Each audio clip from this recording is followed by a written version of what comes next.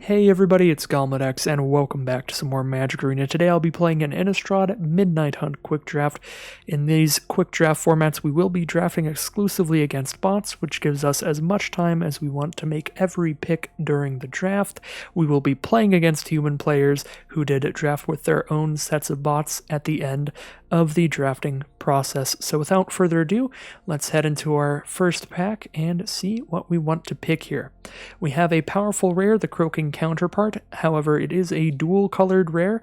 It's really fun with some good enter the battlefield effects. However, taking a dual colored card, pick one, can really solidify you into a certain color pair, and it leaves you less open to taking more powerful cards in different colors later on. So generally, not the greatest idea to just slam down a two-colored card, pick one, unless it's incredibly powerful, and I think Croaking Counterpart's pretty good, but not to the power level where I would take it over some of these mono-colored cards. The strongest mono-colored cards I think in this pack are Scab Wrangler, a 2-mana 2/1 that is very good in blue-black with all of the zombie tokens to help you tap things down, the Organ Hoarder, which is just a super efficient card for any blue deck whatsoever, a 4-mana 3/2 that also pulls the best card out of your top three cards of your library into your hand, and Diregraph Horde, which is a great finisher for any black deck. On turn 5, you're getting 7 total power out. However, 4 of that power is just in 2/2s that will die as soon as they attack, but even then, this is quite the finisher, and there are plenty of other ways to make good use out of those zombie tokens rather than just attacking with them once.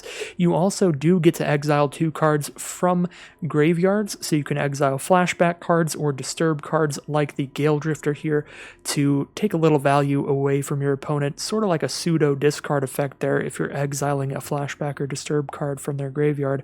So I think those are the 3 best cards in the pack for me, the Scab Wrangler, Organ Hoarder, and Diregraph Horde, and part of the reason for that is that blue and black are the most powerful colors in this format, particularly in quick drafts, because in quick drafts it's a lot easier to just force a certain color. So I think that just going into quick drafts and actively, like really heavily pursuing blue or black or both would be a pretty decent way to craft a lot of good decks, because these colors are just so chocked full of great commons, and I highly doubt that the bots will be perfectly balanced to recognize them as the most powerful colors. A lot of times you'll find in Premier drafts, the formats are very self-correcting, where once the best colors are discovered, they might get really heavily drafted, which means that you're less likely to get as powerful decks in those colors, so everything kind of evens out by the end. In Quick Draft, it's really up to how the bots are kind of designed, so it's a bit hit or miss there. Anyways, Diregraph Horde, Scab Wrangler, Organ Hoarder, all of these excellent. All of these, I would say, are very serviceable pick ones. I'm actually going to go with Organ Hoarder over the Scab Wrangler. That might be wrong, but my reasoning here is that Organ Hoarder is going to leave us more open to a larger variety of decks, Scab Wrangler only being excellent in blue-black or any deck with a lot of creatures. So sometimes blue-white has enough creatures, sometimes a blue-green deck can get a bunch of ants out at the end of the game with their flashback stuff, but really, Organ Hoarder is going to be absolutely excellent in any blue deck whatsoever. And there's absolutely no work that we have to put into it to make it powerful.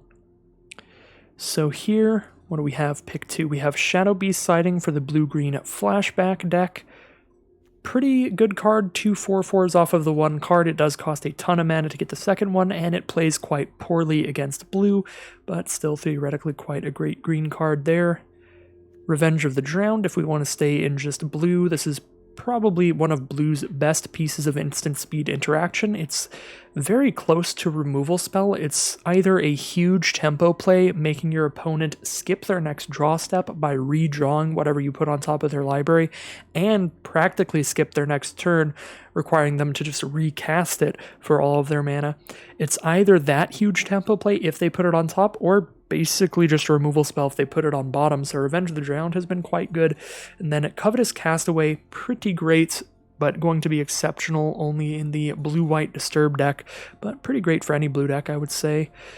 We have Dreadhound, an excellent finisher in black. This finds ways to make your opponent lose life, even if you can't get in anymore, if the board state is cluttered, and you're just not going to be able to attack. Well, here, at least you drain them for a couple life, and then even if none of your creatures get through, just when your creatures are dying, such as your decayed zombies, you're still damaging your opponent. So Dreadhound, a pretty excellent finisher.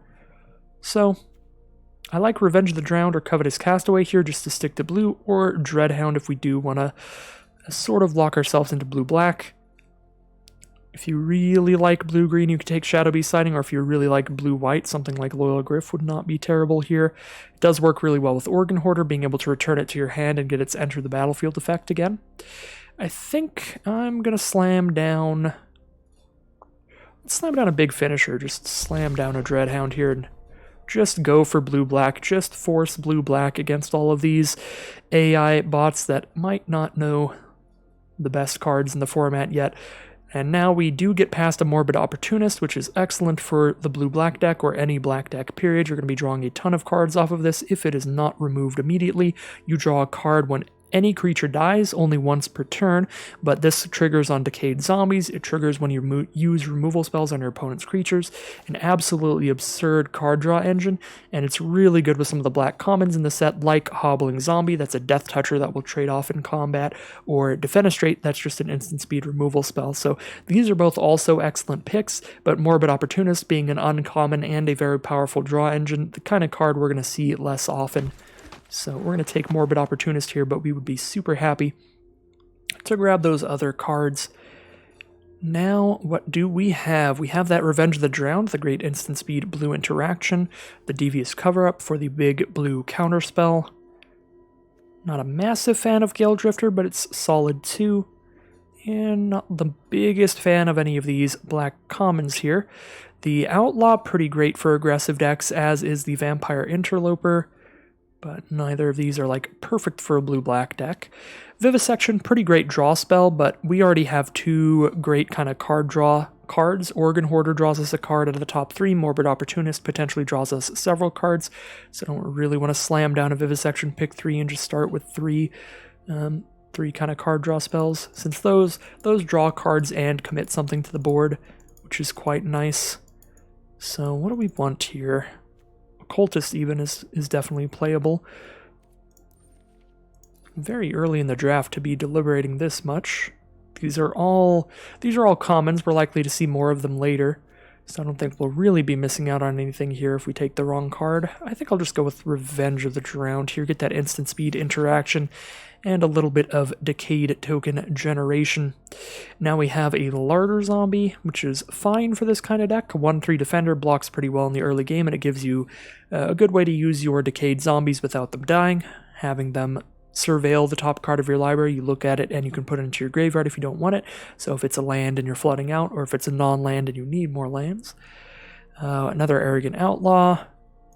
Pretty good aggressive card with a good Enter the Battlefield effect, or a Startle here. Really nice combat trick because you are getting a decayed zombie and a card draw out of this. So really great at even just cycling this to draw a card. It's super fine. I think I'll go with a Startle here.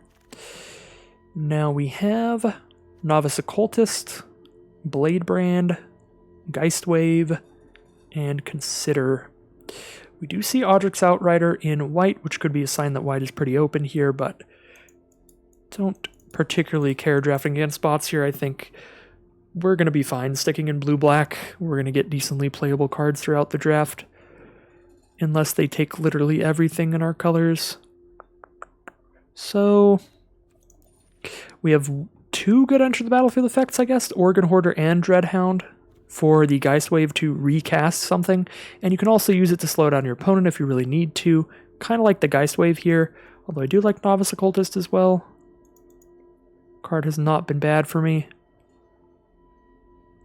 Bladebrand has performed a little weak. I've liked this in most of the sets it's been in, like back when it was in Ravnica, back when it was in the core sets, but in this set it hasn't been as good for me. I think I'll just take a Novice Occultist here. We'll get another creature. We do already have two instants this early on. Want to make sure I have a good creature count in this deck. We do have another Bladebrand here. We've got the slow card draw of Secrets of the Key. We've got Necrosynthesis. Don't love the Necrosynthesis, because if your opponent uses a removal spell in response to you casting it, you do get 2 for 1, but if they don't do it immediately the second you cast it, you do at least draw a card out of this with the when enchanted creature dies ability. I guess unless your opponent has exile removal, which there is a decent bit of. Yeah, no, this plays really poorly against bounce spells or exile spells, and there's a good amount in this format. Blue, of course, has a lot of bounce, Revenge of the Drowned and Geist Wave. White has some exile, black has some exile, even at common with Eaten Alive. Yeah, not super high on Necrosynthesis. I'm going to go ahead and take a Blade Brand here. Not super high on that card either, but we're just getting late into the pack now where we're unlikely to get great cards. I do like Shipwreck Sifters in any blue deck, but it's particularly good in blue-white with a lot of disturbed creatures, so not going to be excellent here, but still going to be solid. Another Startle seems great to me. We're just going to speed through these last picks here. No Way Out has been one of the better Mind Rots in recent history. The make somebody discard 2 and then get a Decayed Zombie, but I'm still pretty disinterested in Mind Rots in general. I guess it's between that and a counterspell. Neither of these are the kind of card that I personally play a lot. I guess we'll take the Mind Rot over the counterspell. They're just not my cup of tea, but either of those cards has been pretty good in this format. So double Occultist already. We'll grab our first Outlaw over the third Occultist. And yeah, we're just going to grab a lot of Outlaws. We're going to be an aggressive blue-black deck here. Last pick, Consider. Pretty happy with that. Super playable card for any blue deck. And now, very easy pick 1 out of pack 2 here. Infernal Grasp, incredibly efficient removal. Only 2 mana to destroy any target creature and lose 2 life. Very little downside on that card for getting such a great removal spell for only 2 mana. We have Stromkirk Blood Thief here, which does make itself bigger. As long as your opponent's losing life, even if you're not a vampire deck, so that's solid. But I do think Siege Zombie is just going to be better for us, because we are going to be the color pair to get a lot of Decayed Zombies, to be whittling down our opponent's life total with this. We already have a couple ways. We've got Revenge of the Drowned, No Way Out, and double Startle to get some Decayed Zombies. Yeah, I like a Siege Zombie here. And I'm not super high on Locked in the Cemetery in general, but particularly in this color pair where we're going to have excellent black removal at our disposal, so we won't need the mediocre blue removal, most likely. Alright, Falcon Abomination, super sweet here, a 2/2 flyer for 3 mana that also spits out a zombie, incredibly aggressive card, and it gives us that nice zombie token for later use. Eaten Alive, super sweet here. We've got tons of Decayed Zombie production already, so we can often cast this for 1 mana and sacrifice a Decayed Zombie, and later in the game just spend 5 and have an excellent removal spell.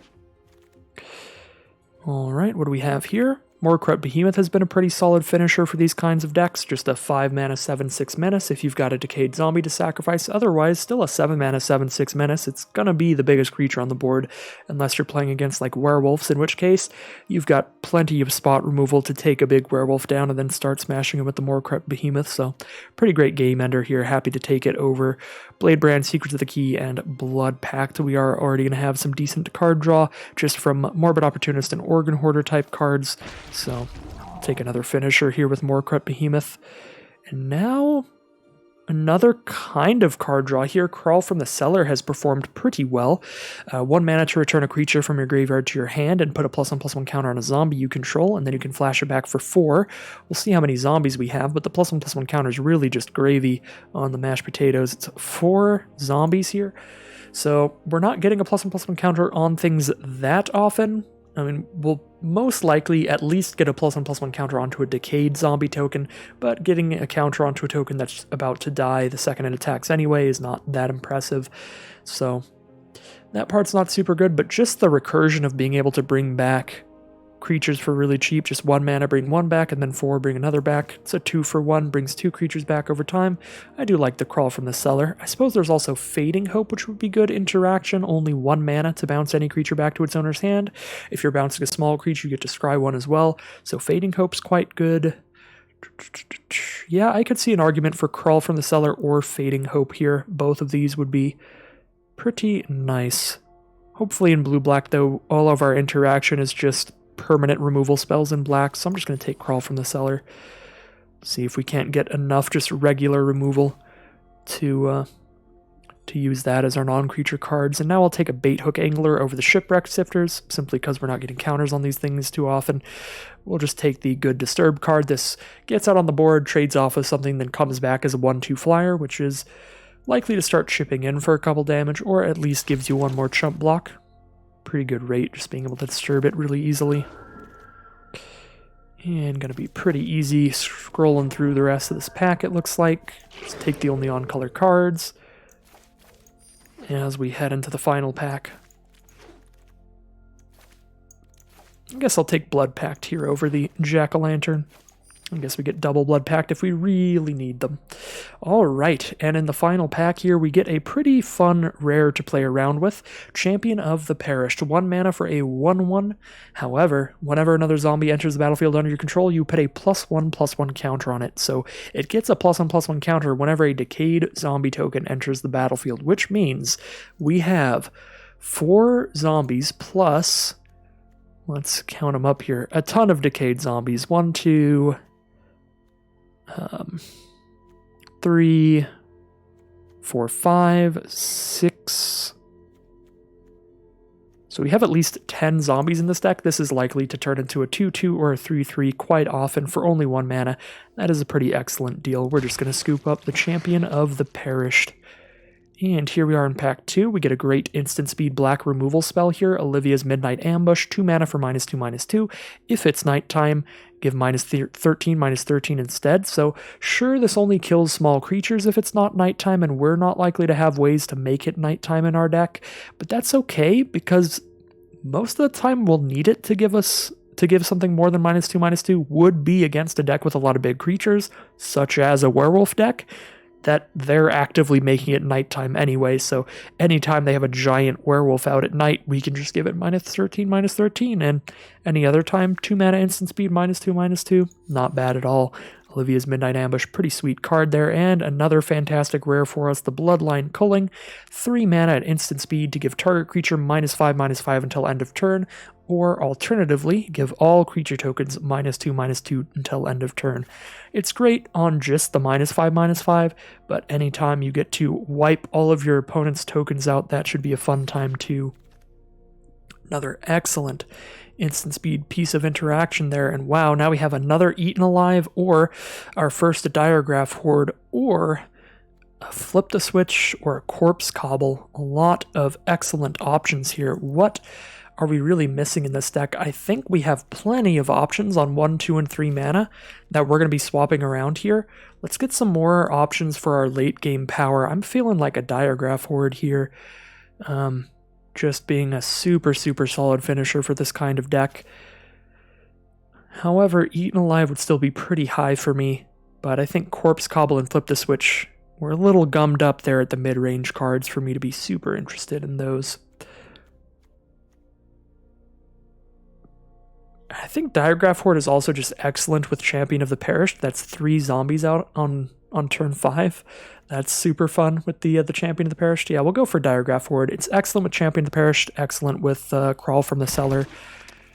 We'll take that there. And now we get a Defenestrate here, so we can still keep scooping up removal, even though we took a Diregraph Horde over removal spell there. Super happy to see that. Already have double Occultist, double Startle, so we're not missing anything there, and Locked in the Cemetery is just the worst removal spell in this pack. Now, don't love Interloper here. We're not really like an aggro vampire deck. We're the zombie deck here, but we could still use it. I mean, chip in for a bunch of damage and try to go for the fast kill, just sending in our zombie tokens for an extra 2 damage. But I think Covert Cutpurse is actually pretty interesting to me here. We can often just make chump attacks with our little decayed zombies, and if they hit our opponent for 2, whatever. If our opponent blocks our 2/2 zombie with their 2/3, now all of a sudden, bam, play a Cutpurse. And of course, this has a great second half if we ever disturb it back from the graveyard for 5. We're getting a Flying Death Toucher that can block pretty much anything and trade with it. Seems like a pretty good deal. We'll take a Covert Cutpurse here. Now we have that Fading Hope again if we want it. Kind of interested in that. Not super interested in the Blinking Observer. I guess we can check our curve again. Yeah, we have plenty of 2 mana options. Not super high on Rotten Reunion, even though there are a lot of flashback and disturb cards. This is as close as I would get to running it here because we do have some good ways to use Decayed Zombies in this deck, but we don't have a boatload of them. So, yeah, we just have like Siege Zombie, Champion of the Perished, and then other than that, we're mainly just damaging our opponent with them. I guess we can sacrifice them to more Corrupt Behemoth or draw cards with them from Morbid Opportunist. Pretty good amount of ways to use them. I don't know, I just feel so terrible every time I have a Rotten Reunion and my opponent just doesn't have flashback cards, and then I'm just using this to make 2 Decayed Zombies. But it is quite aggressive when you're doing that. I mean, 4 damage for off of the 1 card. I don't know here. I feel like either way we go, we're like 50-50 to just cut whatever card we just took here anyway. Ooh, definitely not going to cut an Ecstatic Awakener, though. Excellent way to use Decayed Zombies. This flips into a 4/4 and draws us a card for 3 mana. Super happy to see Ecstatic Awakener there. Now I'm pretty happy to see Hobbling Zombie, the Death Toucher that replaces itself with a Decayed Zombie when it dies. Gets some creatures off the board, gets creatures to die, so it's great with Opportunists, great with the stuff that cares about those Decayed Zombies and zombies in general, like Champion of the Perished. Super excellent card here, but Flip the Switch, pretty good as well. I am just very bad at using counterspells, so we're not going to go that route here. Now another Hobbling Zombie, don't mind if I do. Larder Zombie, Flip the Switch, and Baneblade Scoundrel. Well, just for curve purposes, to make this pick as easy as possible. Very low on 4 mana cards. Just slam another 4 mana card in here, the Baneblade Scoundrel, and it's a super fine card. Really hard to block, can get pretty big there during the night as well. Another Novice Occultist, sure. Novice Occultist does work well with Ecstatic Awakener. And then we'll slam that Duress into the sideboard. Very unlikely to play it. So we have 40 cards without lands in this deck, which means we get to cut a lot of stuff out of here and really whittle our deck down to only the best of the best. So we have 57 cards. Let's go for a very standard, very basic deck build here. Just kind of whittle it down to 17 creatures to keep things really simple, and then after we make that 40 card deck, we can take another look at everything we cut and see if there are any adjustments we want to make. Maybe make it more creature heavy or more non-creature heavy after that. So let's go ahead and cut 6 creatures here, and then however many non-creatures we need to cut to get down to 40 cards. It's a very simple way to start your limited deck building. With Triple Occultist drawing us cards when they die, I'm a little less excited about Sifters. These are always going to be a 1/2 in our deck, or the vast majority of the time going to be a 1/2 in our deck, which means they're a 1/2 that draws a card and discards a card, whereas Occultists are a 1/2 that draws a card. No discard involved. We do have to wait for the Occultists to draw us a card, but I still like them better than the Sifters for this particular deck. We have a lot of 3 mana cards, so let's cut some of my least favorites, the more mediocre ones. Component Collector, definitely mediocre, and I feel like the Arrogant Outlaw is not perfect for this strategy, whereas the other ones are all pretty perfect. Opportunist, Double Hobbling Zombie, and Falcon Abomination all being incredible, and Cut Purse being just theoretically pretty good in my mind. One more creature to cut here. We can cut one of the 5 mana cards, and out of all these, I would easily just cut the Stormrider Spirit. I am going to be cutting down on our instant speed interactions, so we're not really going to be flashing in a 5 mana 3/3 and being super happy about it. So we'll cut that out of here, and that is 17 creature deck, so now we cut 11 non-creatures. Alright, well, with, again, Opportunist, Triple Occultist, Ecstatic Awakener, and Organ Hoarder, we've got a good amount of card draw on our creatures, and those do other things other than just drawing cards, so I'm pretty low on Blood Pact here. We'll cut those. I think I accidentally cut something else as well. Let's see. I did not. Okay. So other than that, 9 more to cut. Wow, yeah, we're going to have to cut a lot of stuff. I'll cut the Dissipate again because I'm just bad at playing counterspells. I do think it is a good counterspell, but I'm just not going to play it correctly, probably. Definitely more excited about Startles in here than Bladebrand. Like, with Startle, we're drawing a card and getting a zombie. With Bladebrand, we're just drawing a card. We would be trading up with Bladebrand, but never doing anything all that exciting with it here. A little down on like Consider and Fading Hope here, just the cheap blue instants. I think we're going for the bigger plays in this deck. All the removal spells and some recursion. mainly. The full-on removal like Infernal Grasp, Midnight Ambush, Eaten Alive, Bloodline Culling, and Defenestrate. And we're probably cutting the No Way out as well, because I've got to cut some more non-creature cards here to get down. And I am not a huge fan of Mind Rot effects. They're just a bit too hit or miss for me. In this format, there's a lot of good commons that give you some card draw. Cards like Organ Hoarder in blue draws a card when it comes into play. Search Party Captain in white draws a card when it comes into play. In red, you have the 2/1 that draws a card out of your graveyard when it comes into play. There are a lot of cards like that, so I feel like even when you draw Mind Rots late in this format, your opponent's still likely to have a card or two to discard, so the Mind Rot hasn't been as bad as it is in other formats, and the fact that it gives you Decayed Zombie makes it worth it if you do like playing those kind of cards. I just don't necessarily.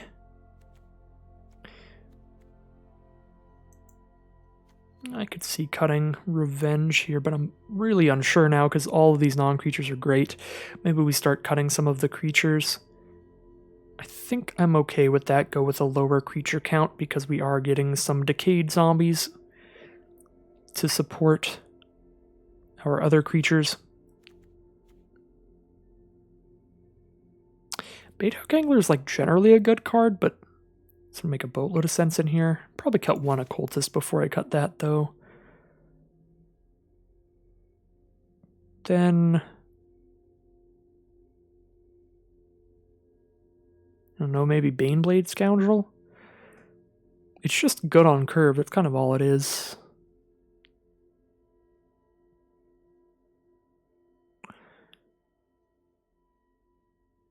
I think I do like Crawl from the Cellar in this deck, because we have some pretty high priority creatures.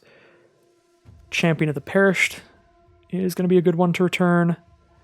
Morbid Opportunist is going to be a good one to return. Of course, Dreadhound, if that gets killed, or Diagraph Horde, these are some finishers to return. And Organ Hoarder, if we return that, we get some more card draw. We've got some great uses for Crawl from the Cellar, so I really don't want to cut that.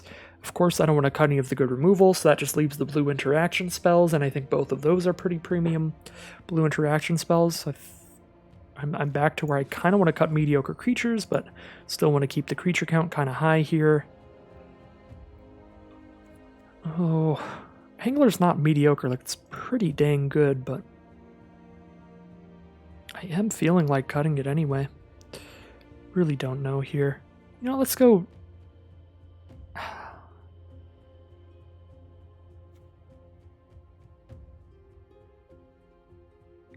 Let's cut a Startle and a Baneblade Scoundrel. I think our curve of just a bunch of 1, 2, and 3 mana cards means we can actually be more aggressive than we look like, in which case the tempo gain from Revenge of the Drowned, just bouncing their big creature they play so we can keep hitting them with our zombies, seems pretty dang sweet to me. It's iffy, but we'll see. And we're going to use the Force today with the forced blue-black zombies deck. Not super forced, it did seem decently open in our pot of AI, but I kind of went into the draft expecting, because it's a quick draft, I can kind of just force blue-black zombies if I want to, because it is the most powerful archetype, and sure enough, that is where we ended up here.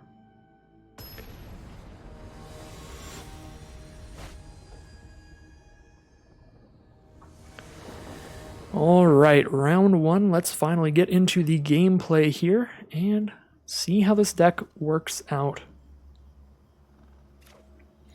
Certainly a keepable hand here. We have both colors, some Occultists to chump block in the early game and draw some cards, and some good removal, Defenestrate and Bloodline Culling for later on. We're playing against a red-white deck today. No cards yet. They are on turn 3 now with 3 mana up. A Moonrager Slash on the Occultist. I am always going to be very happy when someone spends a removal spell on one of my creatures that is primarily in this deck to draw cards. So perfectly happy with that situation.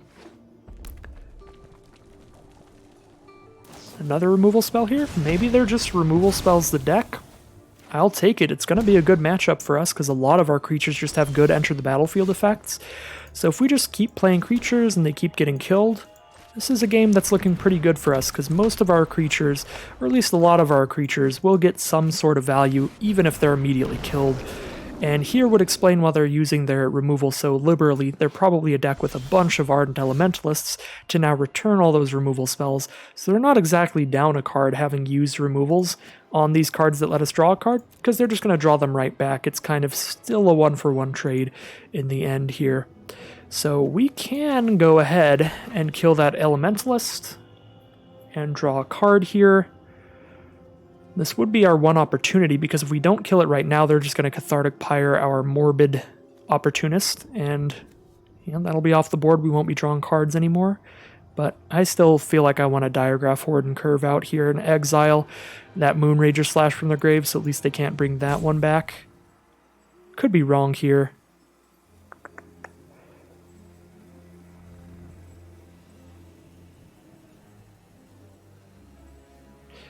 Yeah, I'm not super stressed about the 2-1, even though I could potentially get the 2-for-1 here, trade one of my cards to kill their one card, plus draw a card on top of that. I'm not going to here. Let's just exile Moonrager Slash and get aggressive with it, start getting some damage coming in here.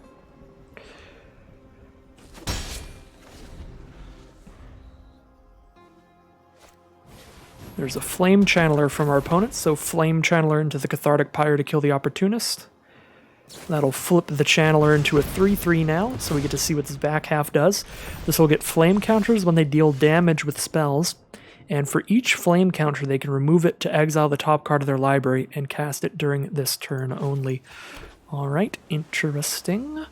We only need to kill one of these cards to be able to attack in freely with Diregraph Horde, but we could still attack with it right now and see if they go for the double block, in which case we can kill both of their creatures off of one of our removal spells. They play it safe, no blocks, which works fine for me.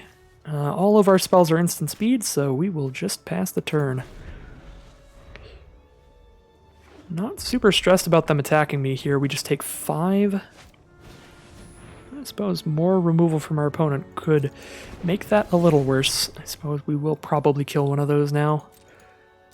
And let's go ahead and go for the Revenge of the Drowned, because I don't know if the Flame Channeler is going to be a good enough card for them to want to redraw it, and even if they do, when they recast it, it'll just be a 2-2, it won't be flipped anymore. So we'll use Revenge of the Drowned here as potentially just a permanent removal spell on that Flame Channeler. Alright, looks like they keep it on top. Well, at least they skip their next draw step to redraw that then. I am not going to use a removal spell on the 2-1 here, though. I think I can wait a little while. Plus, of course, our Diregraph Horde can still block until they hit Coven. It will be a 3-4 defender. Can't deal damage, but it can still block things. And we do draw an Olivia's Midnight Ambush, which can only kill small things, so if we want to kill that Elementalist really bad, we can kill it with that in the future. So, Dual Craft Trainer very likely to draw removal from us at some point. I'm just going to kill it right now before they can get any Coven, just in case. So let's use Defenestrate, I think. Yeah, this is the least flexible removal that we have that can kill that. I like saving our Bloodline Culling in case they have like a 5 toughness or less flyer. I don't really expect a red-white deck to get anything bigger than a 5-5, so I expect this can kill pretty much anything. And then, of course, Infernal Grasp can kill literally anything. We just have to pay a couple life. So that's why I chose Defenestrate over these 2 removal spells. We'll hold those for something else. Alright, no attacks because we do have Diregraph Horde to block. Let's... We've got 2 removal spells back up. Let's go ahead and just get rid of this Flame Channeler now, so all of our mana is free to use later. And Falcon Abomination is the draw. Perfect draw here. Now we get to start attacking in for some damage here. Hitting for 2 a turn.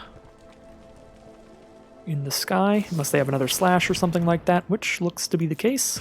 Alright, Falcon Abomination will die here. Start hitting us for 2 a turn with Elementalist if they want. Actually, no, we still have Diregraph Horde. I always forget about that. Ooh, Champion of the Perished. So if we play anything else that makes any zombies whatsoever, we're going to start getting a pretty big champion to start attacking with. Gavany Dawnguard from our opponent. It has Ward 1, so it costs 1 more mana to target it. And if it's neither day or night, it becomes day. Whenever night becomes day or day becomes night, they look at the top 4 cards of the library, grab a creature with mana value 3 or less, put it into their hand. So it sits there drawing cards for them, so we are going to have to deal with that so that they are not at the advantage in this top deck war. So I'm going to go ahead and Bloodline, culling that in the end step in case I draw a 6 mana card like our Dreadhound, so we can still cast that and have the Gavany Dawnguard killed here. Again, casting Bloodline Culling instead of Infernal Grasp because I think it's more likely that they'll play a creature with more than 5 toughness than that they make a bunch of tokens. I just feel like that's not super likely. I don't think them making a 6 toughness creature is particularly likely either. I just think it's very, very rare that I'm going to see them just play a bunch of tokens that will need to kill. That will need to cull, I suppose I should say. I'm going to start holding lands here. I guess they're in red-white, so they don't... Yeah, they don't have the colors to make me discard cards, so I'm just going to keep running the lands out here in case we draw any of our draw spell type cards. That way I can still play a land next turn if I cast like an Organ Hoarder and draw another land. Covert Cutpurse. That will win here on board. Because now we trade our 2-1 for their 2-1, and then we just have a 2-2 Flying Death Touch left behind. So that puts us in the winning board state here for sure. If they take the trade. And if they don't take the trade, they just start taking 2 a turn and they can't crack back because of our Diregraph Horde. Alright, they take the trade, so let's get our 2-2 Flying Death Toucher out to keep hitting them with then instead. The Covetous Geist.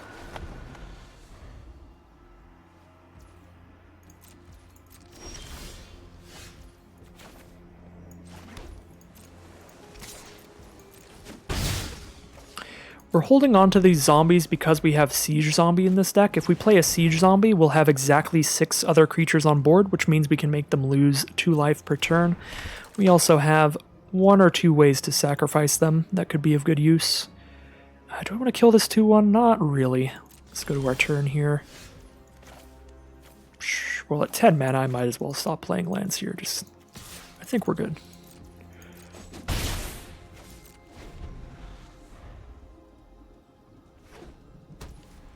Alright. Crawl from the Cellar. What an excellent draw here. Pick up our Morbid Opportunist or our Champion of the Perished. Both would be great. Morbid Opportunist would be the higher immediate impact, so I think I'll go for that here.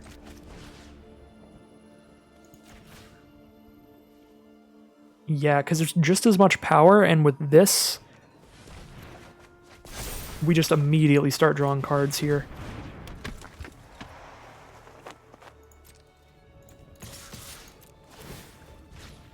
Like that zombie gets in for 3, we draw a card off of it. Main phase 2, we can cast Crawl from the Cellar again to pick up the Champion of the Perished anyway.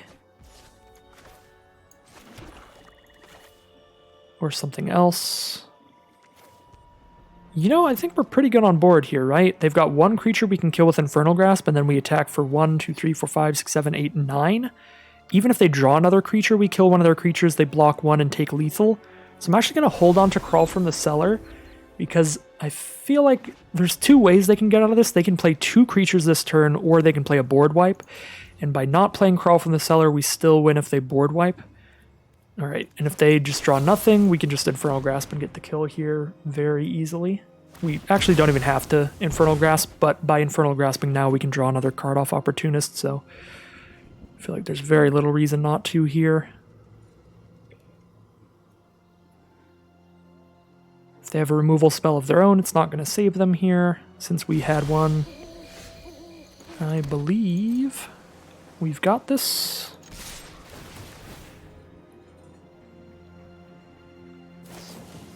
Cathar Commando. So it was another creature, but it was a flash creature. So this blocks one of our 2/2s, and they take the 7 damage elsewhere. Or they could send a message, block the Morbid Opportunist itself, which is their play of choice. So that will be game 1 there. Pretty self-explanatory game. We had some creatures early on that were drawing cards as they died, and our opponent was a deck with a ton of removal, so in spending some removal on those creatures, let us draw more cards, keep us fueled. Really a game where we just had more card advantage, more card draw value than our opponent. Especially solidified by recasting Morbid Opportunist in the late game, really kind of reiterating that theme.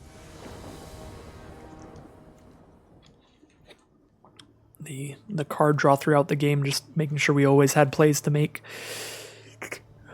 Or, not always. We did end up in a top deck war, but we drew a little more cards in the grand scheme of things. So I will keep this hand. We've got both colors, and if we don't hit our 3rd land, we can just startle whatever creature they play just to cycle this and draw a card. We did hit the 3rd land, so we don't need to do that. Now we just get to run out some Hobbling Zombies and clutter up the board state to slow things down. Our opponent is on black as well. In turn 3, they have 2 swamps and a mountain, so black-red it is. Vampires would be the likely strategy, and that sure is what they've played here. A Stromkirk Blood Thief. A 2/2 at the beginning of their end step. If an opponent lost life this turn, they put a +1/+1 counter onto a vampire they control. Let's send in the Hobbling Zombie, see if they're interested in trades. They are not, so we'll play another Hobbling Zombie. If they have a removal spell, they can shoot the Hobbling Zombie and attack in for 2, but that's pretty fine. They spend a removal spell on our card, and we get a Decayed Zombie out of it at least. We have plenty of removal to kill this Stromkirk Blood Thief, even if it gets bigger. Cards like Infernal Grasp and Eaten Alive, so we're not super worried about getting the block off. So a Hungry for More is the play here. Pretty great way for these vampire decks to guarantee they're getting damage in for cards like Stromkirk Blood Thief. Creates a 3/1 Trample Lifelink Haste token. They sacrifice it at the end step, but this is the kind of card you really don't want to block it, because then you're losing a creature for one of their creatures that's going to die anyway. And even if you do, with that Trample, not often can you stop all of the damage this early in the game. So Hungry for More also excellent with cards like Eaten Alive that allows them to sacrifice that creature for good use, and even better when they're using that removal spell on a creature that has a death ability. So a very great start from our opponent here. The Hungry for More into Eaten Alive to clear out our Hobbling Zombie. I'm going to pass the turn here, holding up Infernal Grasp and Startle. We'll go for the block on the Blood Thief, but they might try to do another Eaten Alive trick on us again. If they do, it will certainly resolve. So Cathartic Pyre is the spell of choice here, nothing we can do to counter that. So Hobbling Zombie is certainly dead. But at least it dies this time instead of getting exiled, so we do get the death trigger out of it. They are going to go ahead and attack with the Blood Thief. Well, let's go ahead and kill that. It is going to be a 4/4 at this end step, so it seems super fine to kill it to me. It's going to be about as big as anything they're likely to play at this point anyway. Now we have a Startle. Do I want to save this for a trick? I don't think so. I do really want to hit 5 mana to cast Morcrut Behemoth here, so just cycling Startle to draw a card here seems pretty fine to me, so we're going to do that. Just use Startle to draw a card. And Morbid Opportunist is the card drawn. That changes things a little bit here. Do I want to play Opportunist instead of Behemoth? I will still have a Decayed Zombie left behind after casting Behemoth this turn. So I think I still just want to cast Behemoth. And yeah, it's close, but I think just getting a 7/6 menace on the board here is super fine. Opportunist, we would immediately be getting impact from it. We would be drawing a card off of it this turn. But we'll go with the Behemoth. This also potentially draws the removal, but I actually don't know if it would be better if they use removal on Behemoth or Opportunist. They're both, strangely enough, pretty comparable in power level here. Just drawing a ton of cards is worth a lot of damage, like Morcrut Behemoth could be doing to them. They both serve very different roles, but they're both very good at what they do. If they don't have removal, then Behemoth is just gonna start going ham here. Let's see my brother's stitched up little toys compete with this. Ghoul Collar Gisa. Gisa and Gerald for Gisa and Gerald, if I don't know the pronunciation.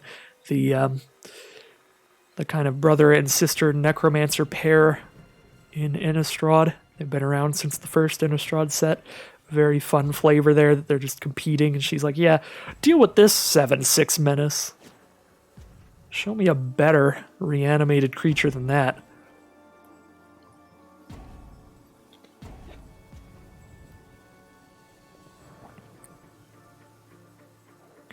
We'll see what our opponents got here. A Morbid Opportunist of their own, but do they have the mana to also cast a removal spell? No, Necrosynthesis on the Opportunist leads to a really good Eaten Alive here. We get to cast our Opportunist, now sacrifice our zombie to cast Eaten Alive, draw a card and kill their Opportunist, which 2-for-1s them because both the Opportunist and the enchantment are gone there. They do draw the card when we lose our zombie, but still an excellent deal all around there. We'll knock them down to 12 with the Behemoth.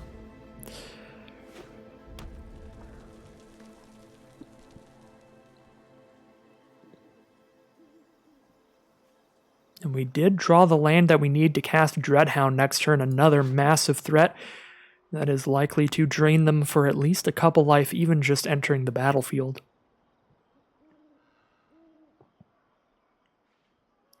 So our opponent has 4 cards in hand. They have the Hungry for More in the graveyard. If nothing else, they can at least gain 3 life here, attacking in with a Trample Lifelinker for 3.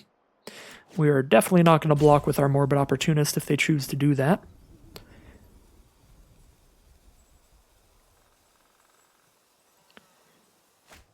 Alright, they do cast a Hungry for More. They will swap the life totals right around. I'm going to go from 15 to 12. They're going to go from 12 to 15. And another Eaten Alive here to combo with the Hungry for More. Seems good if that is the case. No, they're just going to sacrifice it to the Hungry More at the end step, which means our Morbid Opportunist draws us another card. And I guess that was it for them for now. Let's just slam down Dreadhound pre-combat. Maybe they'll have some kind of removal spell they can only use during combat, and we'll get an extra damage when they kill one of our creatures. Looks like that's not the case, but we still got a Dreadhound out now. They're down to 7. They have 4 cards in hand. So a low life total, but they have 7 mana up and 4 cards in hand. We've seen some cheap removal from our opponent before in Cathartic Pyre and Eaten Alive to help clear things out. Alright, but it looks like their cards in hand are not good enough to get out of this one. And that will be the second win for the Force Unleashed deck here. So 2-0 heading into round 3.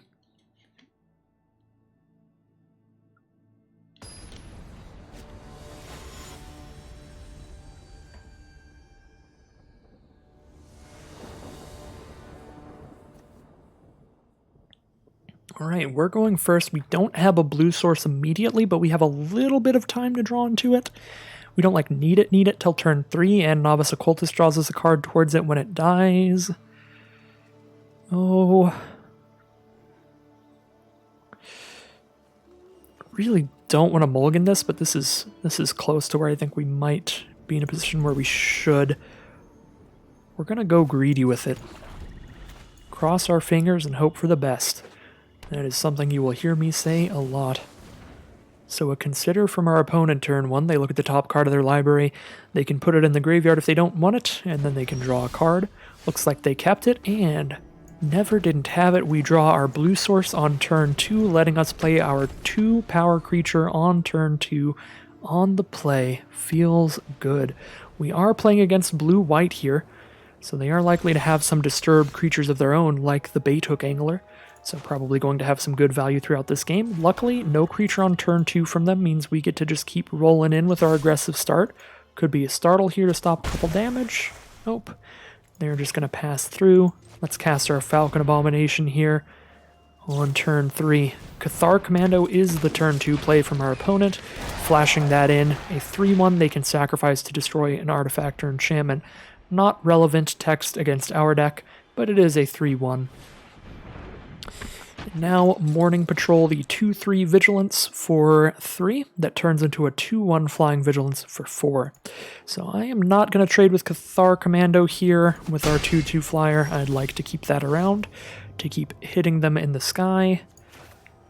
I kind of like Revenge of the Drowned on Morning Patrol here to stay aggressive. None of our other plays are nearly as aggressive as that. That way we get in with all these.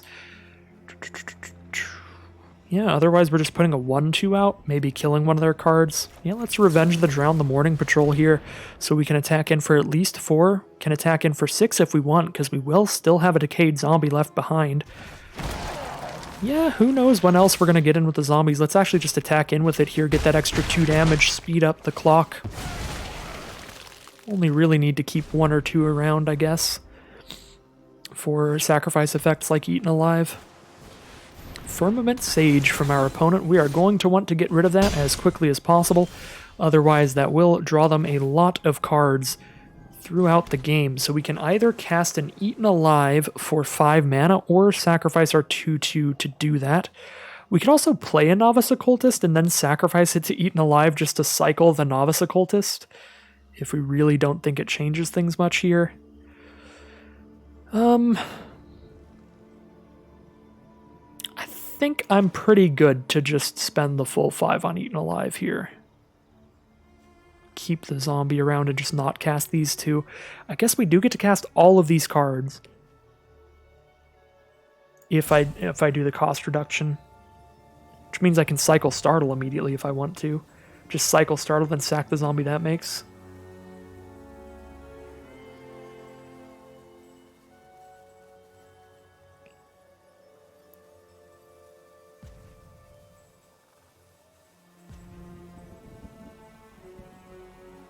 You know what, I'm kind of into casting everything we have here, so I'm going to sack the creature to kill Firmament Sage. But I'm actually not going to cast Startle immediately, I'm just going to cast Occultist here. The reason I like having this mana up is because an Occultist blocks the Commando so well. And it even attacks in against it well since it only has 1 toughness, and now I just get to hold up Startle at instant speed. We're at 14 life, so I don't really need to block Commando well, but the fact that a 1-power creature can still attack into their 3-1 is what's kind of convincing me it might be worth it here. They're going to mill me 3 cards, okay. I will take that mill. Don't hit any of our disturb cards. Alright, well, we're not going to get through that Drownyard Amalgam well. I don't think Startle is likely to have a massive impact, so I could cycle it here to draw another card. Yeah, it's not really going to change things up that much in combat. This only has 2 toughness, this only has 1 toughness. Startle doesn't really change how combat goes here. I guess it could. It could make Cathar Commando a 1-1, so if they specifically block Occultist with Cathar Commando, and then Angler with Amalgam. We actually do have decent attacks, because if Occultist dies, whatever, we draw a card. If Angler dies, whatever, we get another flyer out, which is very important when they're at 8, so I'm actually going to hold on to Startle, and we'll just attack with everybody here.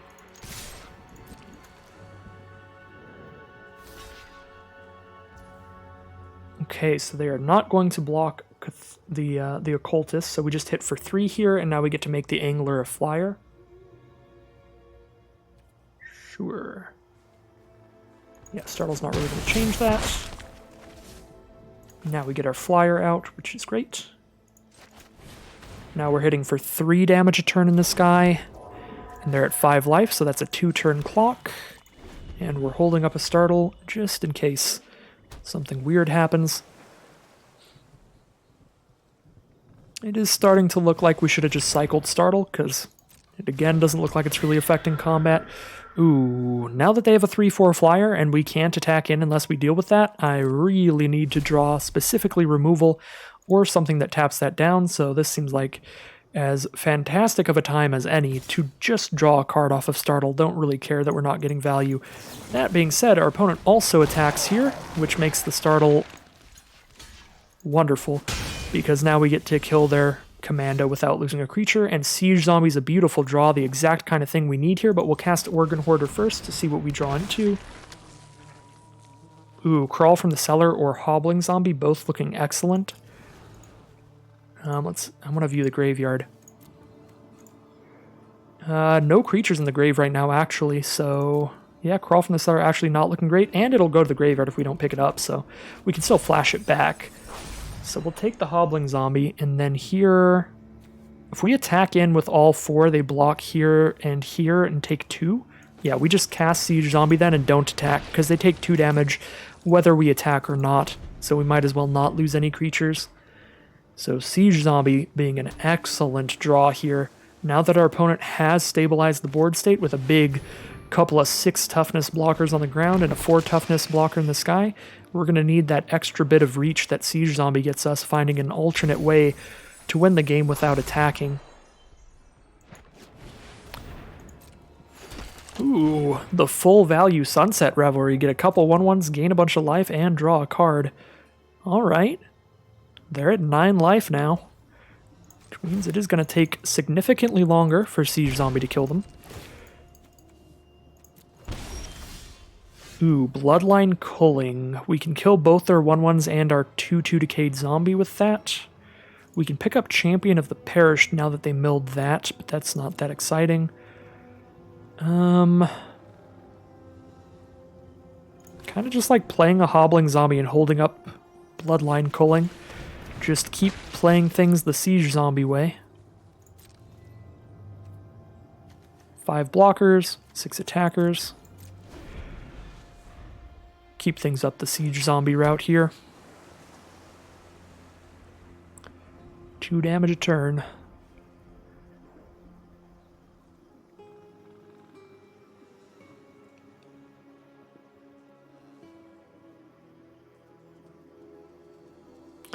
Then we can Culling the Flyer in their end step. We actually should have just Culling the Flyer immediately, because we would hit for 3 damage instead of 2 damage that way. We'd hit for 3 damage plus another 1 damage from the Siege Zombie. Yeah, I totally forgot. I got excited about killing the 1/1s and forgot about just targeting the Griff and killing their only Flyer. Oh.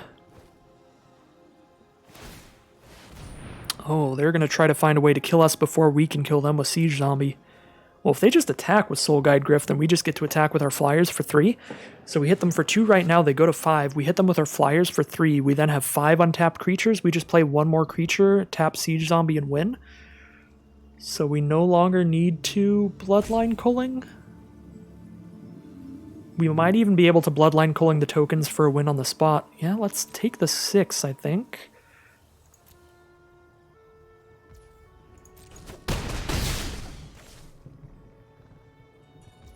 Yeah, if we Bloodline Culling for tokens, they have 1 blocker.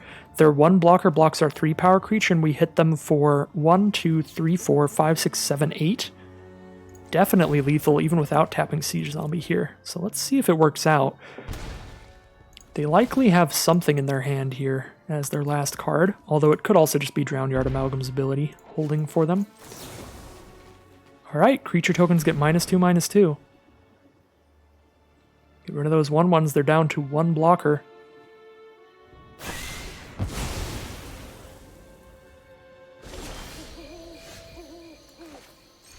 Alright, and they scoop them up, seeing lethal on the board.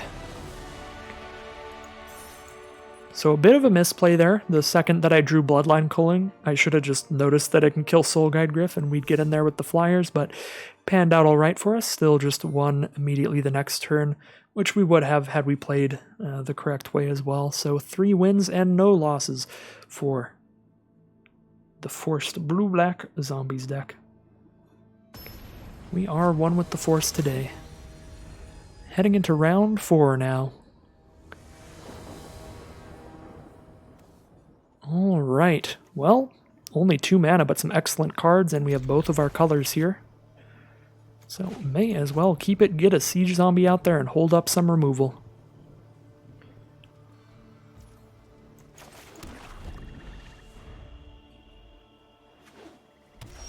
Alright, we are playing against white. We see a plains from our opponent. We have drawn our third land on turn 3, so we can cast our Covert Cut Purse.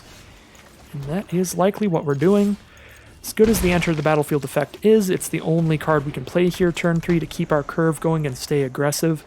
So we'll lose that little bit of value to just keep getting in, keep attacking here. And again, for that purpose, we could just Midnight Ambush the Sanctifier and attack for 4, but we can also just play a Morbid Opportunist and attack, offering the trade into this 3-2. And if we do trade, we draw a card there, which is really nice. If we don't trade, we're still hitting for 4, which is what we would have done if we cast Midnight Ambush anyway. So I kind of like just playing Opportunist and attacking in, and they might not take the trade. And we're happy either way, whether they take the trade or not. Alright, they don't take the trade, so we got in just as much damage as if we had cast Midnight Ambush. And this way, it's possible if they tap out for another creature, we just get to cast Midnight Ambush next turn and draw a card when we cast it by having Morbid Opportunist out, which looks like the case. They cast a Search Party Captain here, 2-2 that draws them a card. Pretty excellent card, but it is going to play pretty well for us here. So, with Startle up, I kind of like attacking with everybody. And then they probably go for a trade with Search Party Captain, which we can ruin with Startle. Oh, they're just going to go for the trade everywhere here. I am happy trading for the Cut Purse, not happy with Siege Zombie dying, so we'll save the Siege Zombie with Startle. But I'm super fine with Cut Purse going to the grave since it can come back. Alright, so we keep our important creature, we draw a card there, and now we hold up these cheap removal spells to draw another card if they play another creature this turn. Drownyard Amalgam, we can Infernal Grasp that, draw a card, and hit with everybody next turn, which means we'll draw a card off the Decayed Zombie dying. This is really just Morbid Opportunist's game here, showing off its power as a quote-unquote mythic uncommon. Yeah, if that card is not dealt with, it just draws so many cards. It's an insurmountable amount of cards in your opponent's hand. And our opponent scoops them up. They are over it. So that leads us into 4 wins and no losses heading into round 5.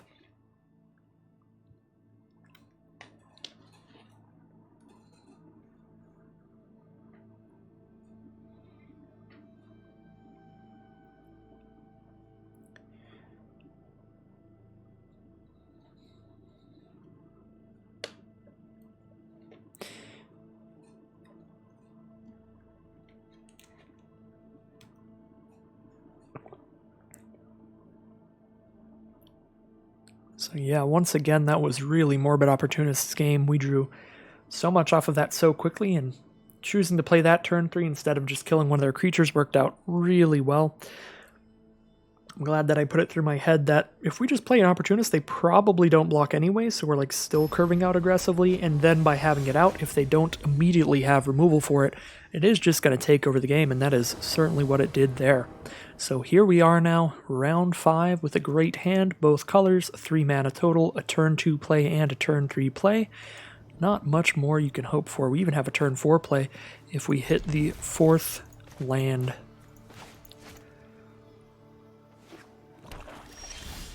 So pretty much the full curve here, the whole shebang. I really like our opponent's sleeves here, very adorable. The Ferocious Pup sleeves, not sure where you get those. They are very cool.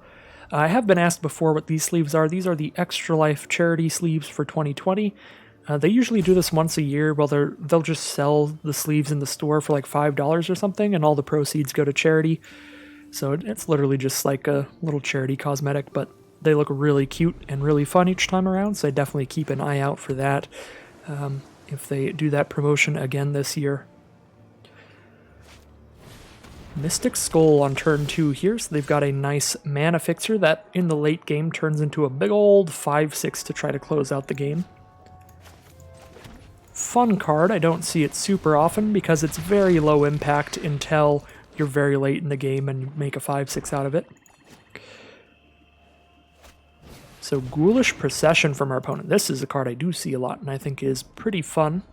to build around. I have played with it a few times. It is the Decayed Zombie version of the Morbid Opportunist. Now, once per turn, when a non-token creature dies, our opponent will be getting a 2/2 Decayed Zombie. So with enough good ways to use those, even just being an aggressive deck, using them to hit for 2, they can get a lot of value off of that card throughout the game. That being said, we are curving out pretty well here. Siege Zombie into Hobbling Zombie. Not the most aggressive curve, but we are playing a creature every turn, which is always great. Our opponent still does not have a blocker out, so attack in for 4 here uncontested. See what happens.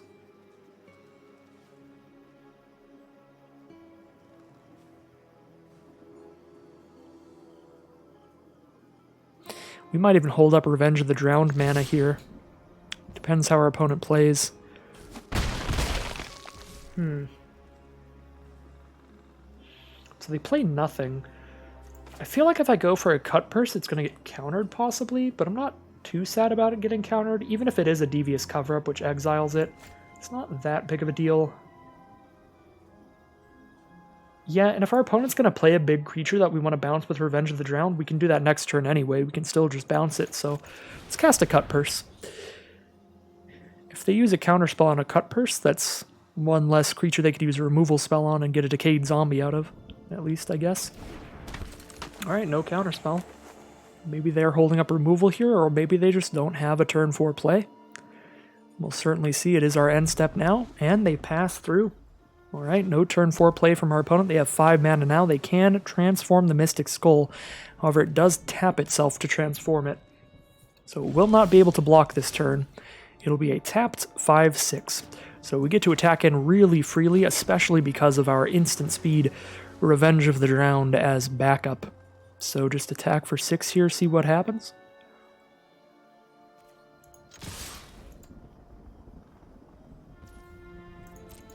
Looks like we hit for 6. We get to cast our Ecstatic Awakener and still hold up the 4 mana to cast Revenge of the Drowned. If we don't have to cast Revenge of the Drowned, we can spend 3 mana, sacrifice our Hobbling Zombie to flip our Ecstatic Awakener. So they're going to transform Mystic Skull. We can just put it back on top of their library here. I guess I needed to put a stop in our end step. I was going to respond after that flipped and throw it on the top of their library before their draw step, but it didn't give me an opportunity to do that. So I guess that's one of the things where I have to click stop on my end step to do it. One of those things that's a little confusing to learn about Arena, when you need to set the stops and when you don't. So I don't think it'll really matter. It's also probably fine to just put it on top of their deck now. Do I want to put it on top before they play Awakener? Yeah, I think so. Because if I do this after they play Awakener, they might just sacrifice it, get a Decayed Zombie, and draw a card, flipping the Awakener. We're just going to cast Revenge right now. Because I don't think they're going to want to put this on top, because it's going to cost 2 mana to play it and 5 to transform it. And when they transform it, it'll be tapped, so it's just such a slow blocker here, they might have to throw it on bottom. Looks like they do choose to keep it on top, so they might have put it on top even if we played that after Awakener resolved. Didn't want to give them that choice, because if their plan is to put it on the bottom anyway, then they might as well sacrifice it if Awakener's on the board. But it looks like they're not under that mindset here. They do still want the Mystic Skull. Alright, tap out for an Eaten Alive to exile our Ecstatic Awakener so we don't get to sacrifice this zombie and bash in there. 1, 2, 3, 4, 5, 6, 7, 8. This is lethal, so they have to block with Awakener, which means they block Cut Purse. And then we just play some more creatures here. Seems fine to me. They go to 2 life, and then we straight up just have more creatures to put on this board. Oh, you know what I could have done? Oh no, you can't cast this unless there's a creature in your grave. I could not do this. Alright, if this said return up to 1 creature, we could have put a +1/+1 counter on our 2 zombies here and hit for some extra damage there, but we can't actually do that. So do we just cast Cut Purse or these 2? they're at 2 life. Getting a 2 power flyer out seems pretty great. Just go for the 2 power flyer over the 2-1 and a 1-2. Alright, we know they redraw Mystic Skull, so unless the other 2 cards in their hand are efficient removal spells, this could be lethal here. They need to be able to kill Covetous Geist and play 2 blockers on the ground. It looks like they can't do that, so the concession is in. We are 5 wins and 0 losses here. I forgot the name of the main character of The Force Unleashed, but they would be proud. 5-0.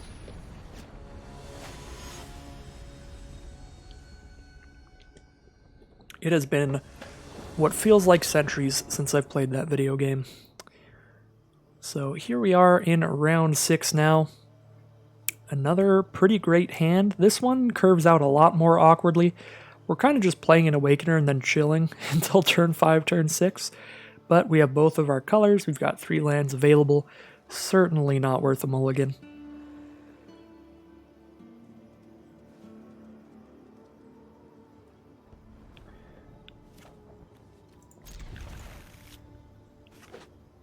Alright, plains from our opponent, turn 1.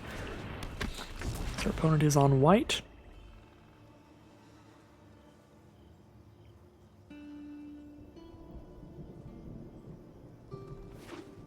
Blue-white looks to be the deck here. No turn to play. Ooh, Champion of the Perished. Pretty sick draw here. Let's attack for 1 and then drop this champion out. We don't have too many zombies to put on the board right now, but we have a lot of cards that are good draws when we have a Champion of the Perished on the board. Startles are now just absolutely excellent. Just bonkers cards, and so are pretty much anything that makes a Decayed Zombie. Or any zombie creatures, period. So here's a Ritual Guardian from our opponent on turn 3. A 3-2 that gets lifelink during an attack where they have 3 different powers on board. Do we want to just kill that with Midnight Ambush? Against blue-white, I wouldn't expect them to go to nighttime. We could attack with Awakener and trade our champion up into it. That's not that bad. We're not, like, guaranteed to, we're not guaranteed to draw any zombies anytime soon. So, this is our Champion of the Parish trading into a 3-2, which is something it would do whether it's a 1-1, a 2-2, or a 3-3. So it seems like a fair trade to me. Like, even if this is going to become a 3-3 in a few turns, it would still be trading for a Ritual Guardian. So we'll just take the trade now, I think, and hold on to our removal. Ooh, and we draw another removal spell. That seems great. Yeah, we only have 1 zombie in the hand, so I think we go with what we actually have in hand there and not what we could draw on top and take the trade with Champion of the Perished. Ooh, Component Collector does trigger the day-night cycle, so our Olivia's Midnight Ambush could give -13, -13 eventually. Either way, we are not going to use it on a 1-4, I think. We'll let them play around with their Component Collector for a little bit. It is nighttime now, since we cast no spells, so Midnight Ambush can now kill pretty much anything, giving -13, -13, so hopefully they play a better creature. They do not. Well, still not super down for killing this little 1-4, so I think we're just going to pass to our turn. Would I rather they counter my 7-6 Menace or my 3-4 plus 2 Decayed Zombies? I would rather they counter the 3-4, to be honest, so let's cast that first. When your opponent taps or passes the turn with 5 mana up in a blue deck, you really have to just play around the counterspell at that point. Because if they had anything remotely playable during their turn, and they didn't have a counterspell, they would do something here. Yep, so there's the counterspell. So they get rid of Diregraph Ghoul, but that clears things out for the Moorcrep Behemoth, which will be excellent. Alright, Memory Deluge. Look at the top 4 cards of their library, and then draw the best 2 into their hand. An excellent rare draw spell here that can even flashback for 7 mana. So they did cast 2 spells this turn, which means they flip back to daytime, so Midnight Ambush no longer going to give -13, -13. That being said, they don't have anything big enough for that to matter anyway. Do we want to cast Dreadhound while their shields are down, or Morkrut Behemoth? They both hit them pretty much just as hard. The Behemoth's a little harder to block, but the Dreadhound drains them when anything dies at any point, so I kind of think the Dreadhound's a little better. Plus, this way, next turn, we can spend 5 mana on Behemoth and 2 mana on Infernal Grasp or Olivia's Midnight Ambush. Cast 2 very good spells there. Well, we mill 3 lands, so while we aren't draining our opponent any life, that guarantees we're not drawing these 3 lands. So still kind of a plus there, milling ourselves 3 cards with Dreadhound. Got us out of a little land pocket. Helps search for our friends. Dreadhound being a very good boy here. Very good dog. So borrowed time to exile the Dreadhound. We are going to be sad about that, but at least it did something off the enter the battlefield effect. Gavany Trapper is here, which means that Candle Trap is active with Coven to get rid of our Awoken Demon. So it is our last chance to sacrifice it to Morkrut Behemoth. Let's just do that right now.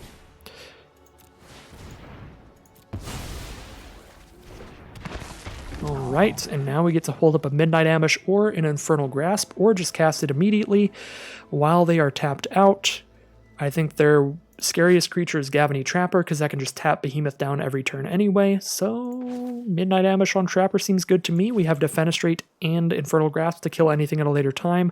In blue-white, they could have some flyers, so Defenestrate might not kill everything, but we only have 2 mana up, so I can't choose to Defenestrate this Trapper, but that would be a potential choice. If we had 3 lands, we might choose to Defenestrate instead of Midnight Ambush, just so we have more removal that can kill flyers.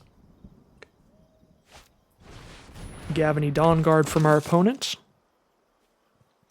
This is a card that's going to draw them cards while they're flipping between day and night, so a much more important card to kill than the Component Collector in my opinion, so I'm going to Defenestrate that one here. Although they do have 6... They have 6 power on the board, so they might triple block Behemoth, and we might be able to just kill their whole board. I highly doubt they will, but we'll go for the attack before we Defenestrate just in case. And then we'll Defenestrate if they do the massive block. And we're going to Defenestrate either way, let's be honest here.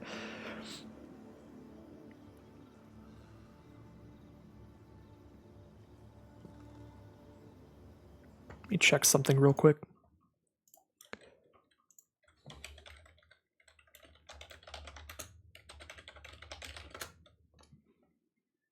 Defenestrate. Defenestrate. Okay, Defenestrate. Alright, no blocks. Sure. So let's Defenestrate the Gavany Dawnguard now. Alright. Yeah, you can ward 1. Yeah, I will pay for it. Before they draw any cards here. Alright, land for turn. They could just pass turn here if they want it to flip tonight for Component Collector to tap down the Behemoth, but another Candle Trap from our opponent. Gonna shut down the Behemoth for now anyway. Alright. Fair enough. They attack for 3. You don't really want to grasp either of these still. Will we want to Revenge of the Drowned our own Behemoth? It is possible. The Behemoth's going to be big. It's going to be a 7/6 menace again. So probably worth skipping a draw step to draw something that big. Alright, a land. So we Revenge of the Drowned on Morkrut Behemoth now. I mean, it doesn't matter if they flip tonight. So we can Revenge of the Drowned at any time. Yeah, we can just let them flip tonight, it's fine. If they want to tap down the Behemoth, go for it. Because if I just Revenge the Drowned it's going to be off the board anyway. I guess we could Revenge the Drowned. We'll have to respond to whatever creature they cast by Revenge of the Drowned if they're going to cast one that will trigger Coven here. But I have a feeling they're just going to cast the Memory Deluge again to look at the top 7 and draw 2. So we'll take the 3 here. We are getting to a low enough life total where not being able to Infernal Grasp is a concern.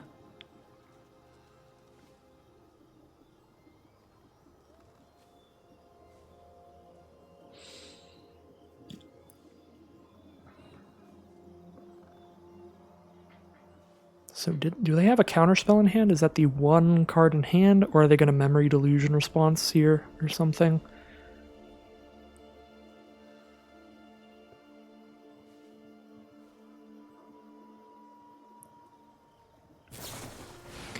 Memory Deluge in response, sure.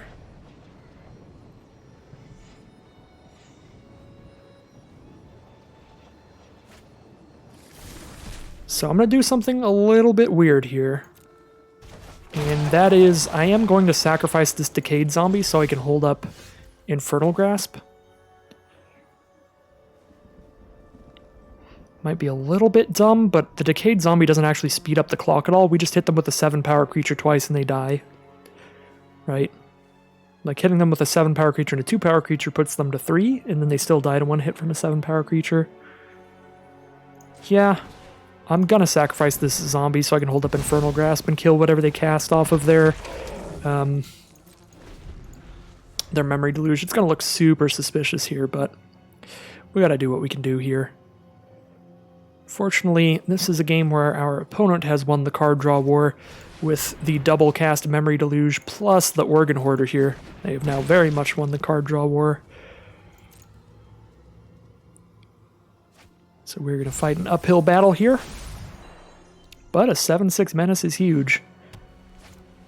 There's a Gavany Dawnguard as well, so it is going to flip to daytime here.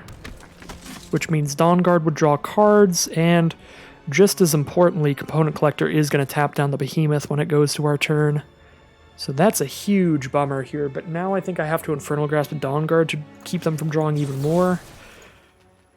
But it is starting to look like things are running away from us here. We now have no blocker. Well, never mind, we now have 1 blocker, but no attacker, more importantly. That Behemoth's not going to be getting in there.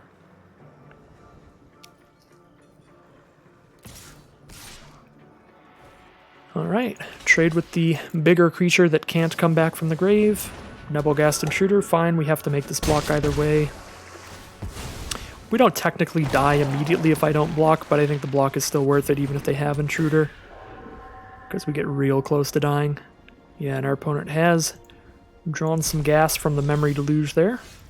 And the Organ Hoarder. So now we can play an Opportunist, attack with a Decayed Zombie. We draw 1 card guaranteed. Where it's 6 life, we'll have 2 blockers out to block these 2. We take 3, 4, 5, 6 in the sky. It's not going to flip to nighttime because we'll have cast at least Opportunist. So if we cast Opportunist, attack with Decayed Zombie, and draw a removal spell, that's pretty much our only way to survive 1 more turn. It's highly unlikely to lead into a win, but it might give us 1 more turn.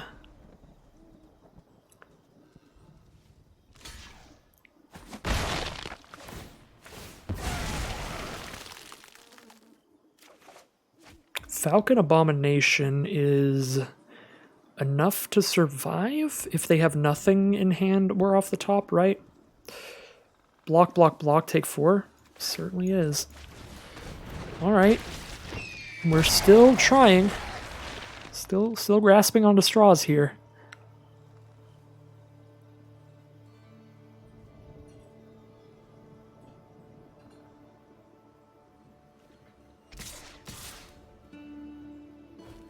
Sending in just the flyers. We die to 2 hits from Soul Guide Gryph, but if I block Soul Guide Gryph, they're hitting us for 5 in the sky next turn anyway. So like, I trade with Intruder, or I block Soul Guide Gryph, go to 4, and then take 5 in the sky next turn. So this... We die in 2 turns either way. We might as well kill a creature here and draw a card off Opportunist if we can. Okay, we do draw the card off Opportunist. 2 cards in hand from our opponent. I doubt there's removal. If they had removal, we would be dead right now. Gale Drifter, another flyer. Alright, that is a big deal. And a completely unblockable creature on the ground. And these cards are not going to get us out of this one. That will be the first loss. Losing to a blue-white deck with some great value plays in blue. Just a lot of good card draw coming in there.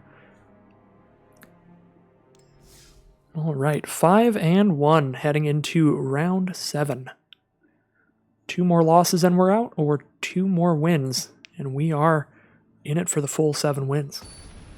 We'll see which way it goes here. Either way, can't be too unhappy.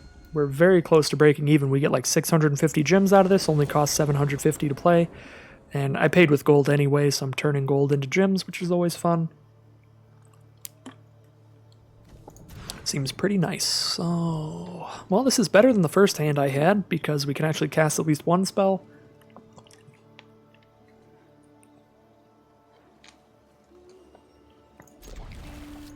Not going to mulligan to 5 here. We will accept defeat if we don't draw a blue source in a few turns.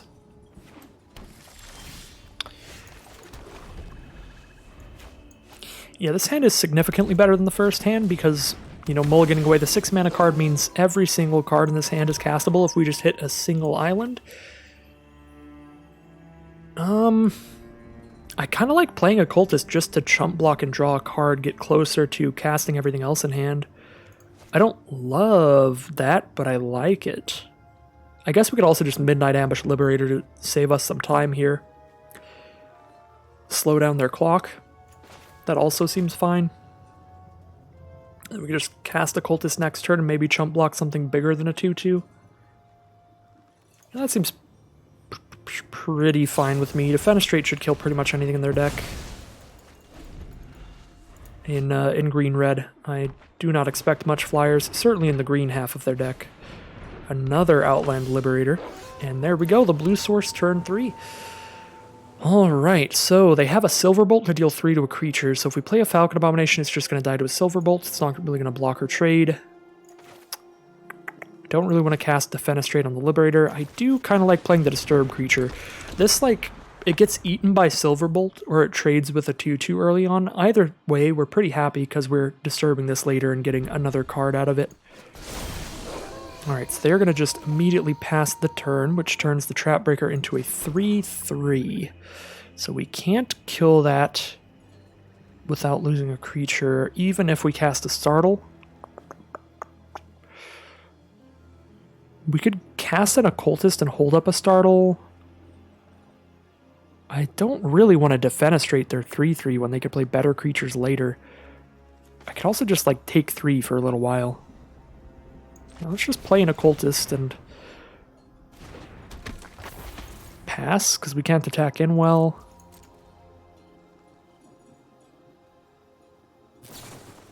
Electric Revelation. Discard a card and draw 2. They discard a flashback card, the Dryad's Revival, that can return any card from their graveyard to hand. So if they hit a pretty bomby card, they can get some massive value off of that, returning their best card engraved to hand.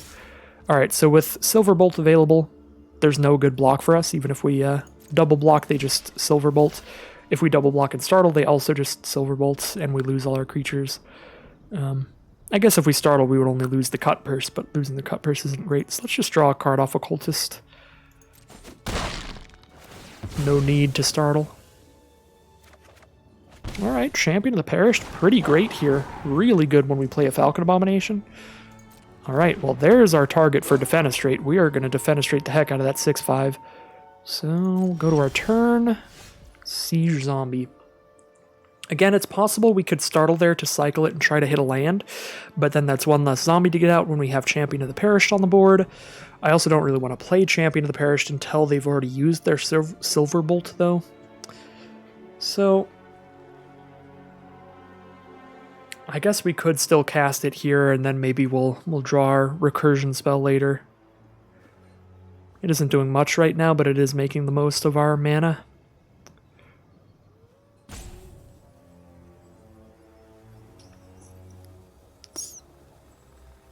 It would also cast 2 spells here. Actually, no. Yeah, just in order to cast 2 spells.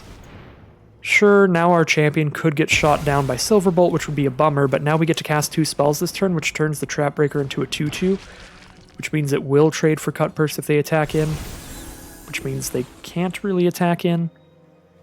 Yeah, this slows them down here. Just what I'm looking to do still. Alright, do we get to trade?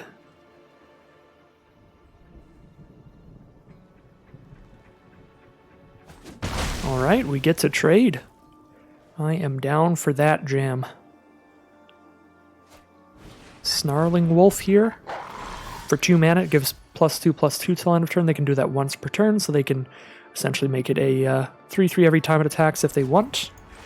We can cast a Falcon Abomination here, but they will just kill our champion of the Perish in response. Maybe they'll kill the Falcon, but they almost definitely kill the champion, but they're going to do that no matter what we cast here. If I cast like Siege Zombie and hold up Startle, we can't even save it.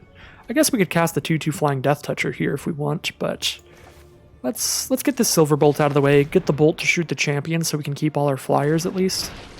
That would be pretty cool. Alright, well, we cast a Siege Zombie. This is their last opportunity to kill champion with Silver Bolt. Alright, so they do kill the champion. So Silver Bolt is out of the way, meaning they don't have removal for Abomination Siege Zombie, at least on board. They won't have removal for Cut Purse. At the very least, they're least likely to, or less likely to. I've forgotten how to speak. Let me finish this real quick. Oh, here we go. So less. There we go. So less likely. We don't have a good block here because that turns into a 3/3. So we'll just take potentially 3 here. We crack back for a lot more damage than they're hitting us for here, so we're pretty happy. Either way. Yeah, if they want to pump that up, then they're tying up their mana into just doing a couple extra damage instead of these pretty good value plays they have available. So I feel like we're just taking one there, and that is what happened. So another Electric Revelation. Discard a land, draw 2. Good card draw coming in here. Go ahead and get some Siege Zombie damage in here. They are down to 19. First Blood. Now we hit for 4 instead of just 1 by attacking with these. We can cast a Cut Purse, but we can't hold up a Startle. No real reason to hold up a Startle. Anyway, so that's fine. Oh. Well, I mean, we get to hold up the Startle if we cast Cut Purse main phase 2, so I guess we can Startle in response to Bounding Wolf. To kill the wolf without losing a creature. Never mind, there was a reason to have Startle up. Goodbye, Bounding Wolf. But that means no Cut Purse for us this turn.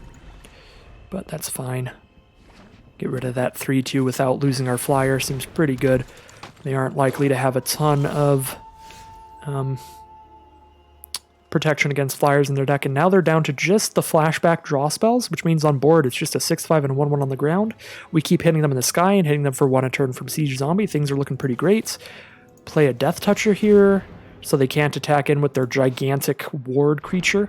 Or we'll just block with a Death Toucher. Oh yeah, we're hitting for 3 a turn and they don't really have counterattacks. Alright, pretty happy about the board states, and we have some excellent cards in hand as well. Revenge the Drowned to really slow them down on their next big creature, and Organ Hoarder to speed us up, give us some more cards.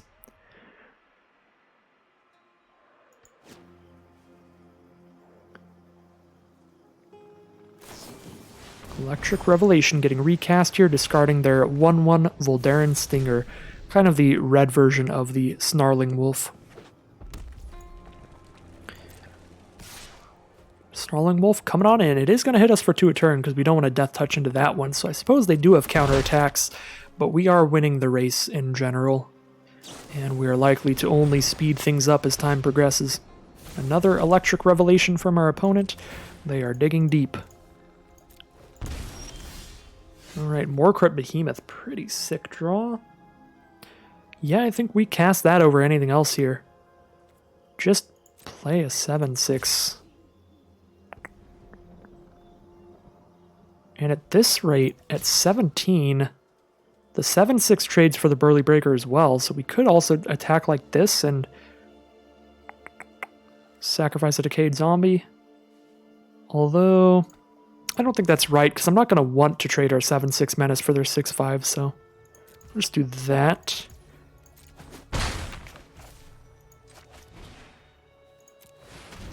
Sacrifice a Decayed Zombie here. So we could have gotten 2 more damage in here, and then either taken a beating from the Burly Breaker or traded our Behemoth into it.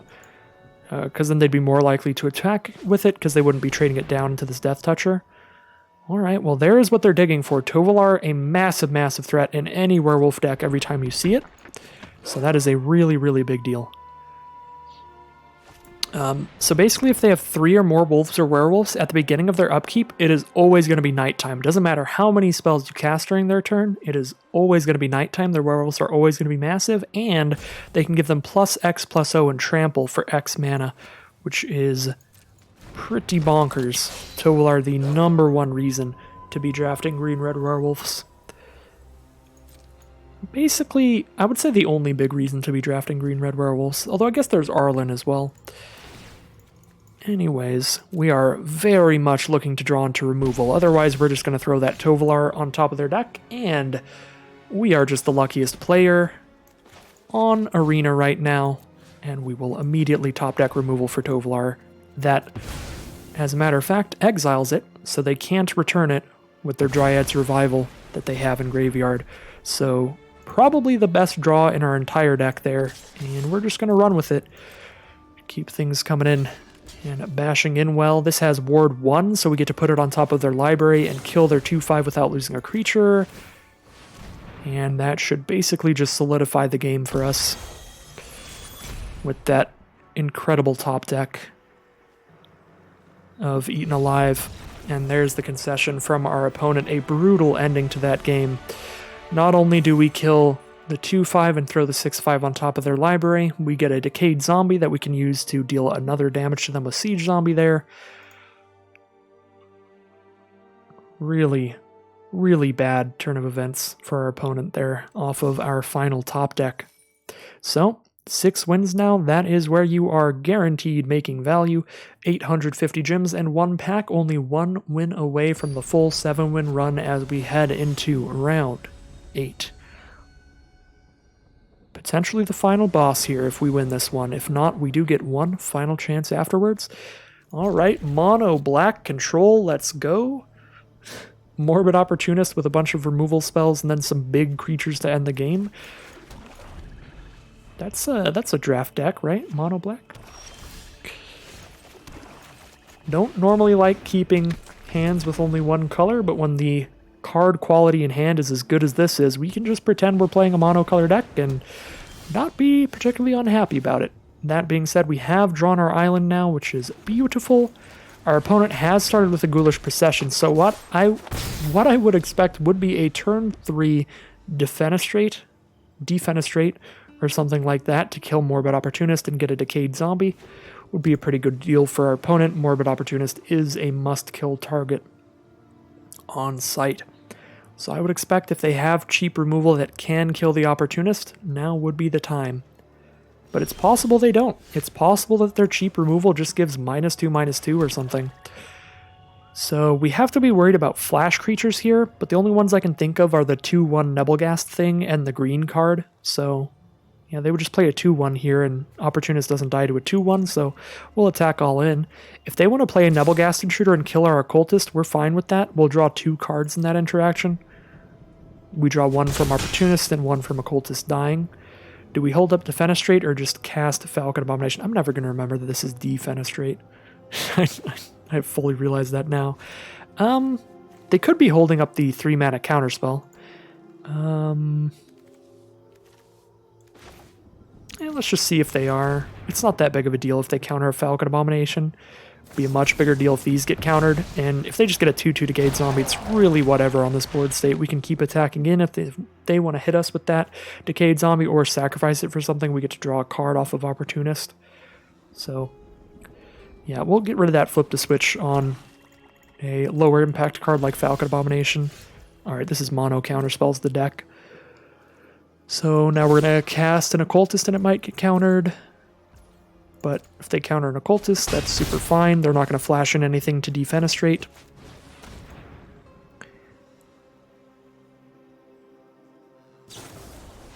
Startle. Alright, cycle a Startle to draw a card it is.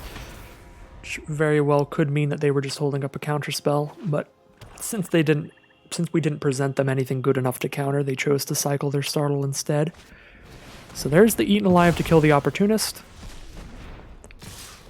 And they're going to hit us with these zombies for 4. I would be super down to draw a card now. We need to hit another land pretty badly. They do get another Decayed Zombie from this, so they're going to hit us for 2 with it anyway. But this way, we draw a card and are more likely to hit our land that we need, and we did hit our land that we need, and Diagraph Horde is an excellent draw here. I like playing that more than playing Behemoth here, to be honest. Although they're at 15 life, so 2 hits from Behemoth, and then just casting a Dreadhound can very likely be lethal. But also just casting Diagraph Horde and then casting Dreadhound can also be lethal very quickly. My only qualm here, my only problem, is that they're playing blue-black, which means they probably have a lot of removal like Eaten Alive. Diagraph Horde plays better against targeted removal because we're still getting a lot of value when it comes out, whereas Behemoth, we're just drawing a card off Occultist, really, and that's it. Yeah, let's get the Horde out. Let's get the Horde out here.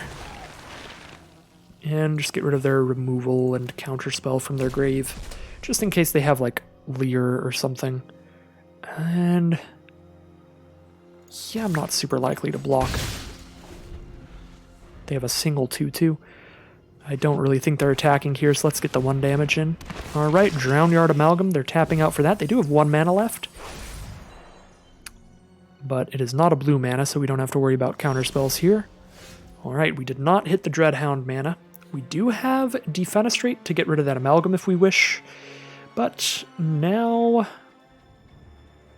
pretty okay with the Behemoth, because now we can sacrifice a token so they aren't getting another Decayed Zombie on their board. We're still kind of leaning into that possible Dreadhound next turn as our hope and dream. Although I guess we get to play Bait Hook Angler and Defenestrate Amalgam and hit for 4 here. They're down to 10 life. They're down to 10 life, and then we have 3, 4, 5, 6, 7, 8, 9, 10 power on the board. You know what? Yeah, they're tapped out. We have 10 power on the board, and they're at 10 life if we do this. They have nothing that can block here.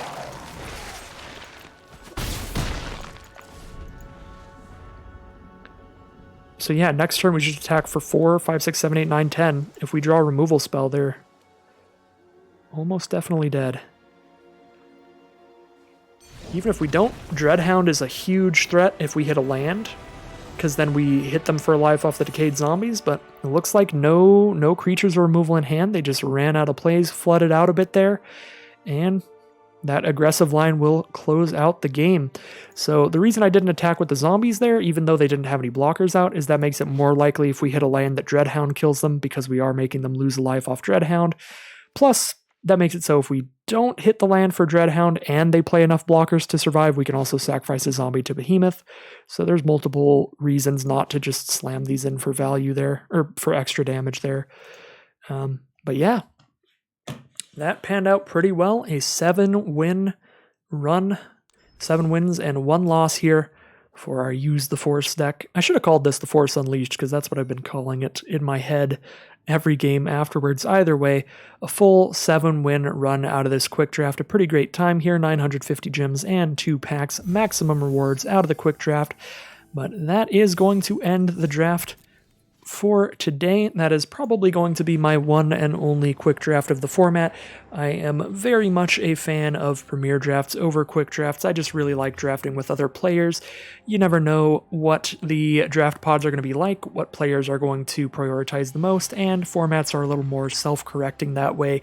You will get to a point in the format where most draft pods, the most powerful archetypes and colors will be drafted heavily enough that they're not overrepresented in the actual gameplay or in the draft pod, like Quick Draft can be. In Quick Draft, because everybody's drafting against 7 bots again, it could be literally every human player could just force blue-black if they wanted to, and then you're only going to play against the human players. You're not going to play against any of the 7 decks that the AI drafted. So if humans just come in with their big forcing energy, just swinging in there like, I'm taking every blue and black card, none of you bots are getting any of them, well, the metagame can entirely shift into just one archetype theoretically, whereas it can't do that in Premier drafts because there will legitimately be 7 players in the draft pod who can't get hold of all of those blue and black cards that some players heading in there and just scooping up.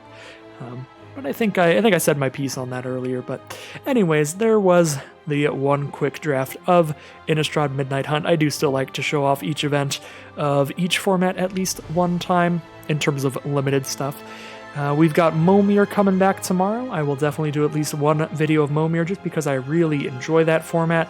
And then for a little while, we don't have much going on Arena, so just be doing some more Premier drafts of Midnight Hunt. But a week or two from now, some really exciting stuff. There are going to be Ravnica drafts coming back and core set drafts coming back. And then, of course, a little bit over a month from now will be the release of Innistrad Crimson Vow. So I will be here on YouTube, as always, drafting all of those formats for a few videos a piece at least. And as always, thank you very much for watching. Stick around if you want to see that content, and I'll be back again for some more Magic Arena very soon.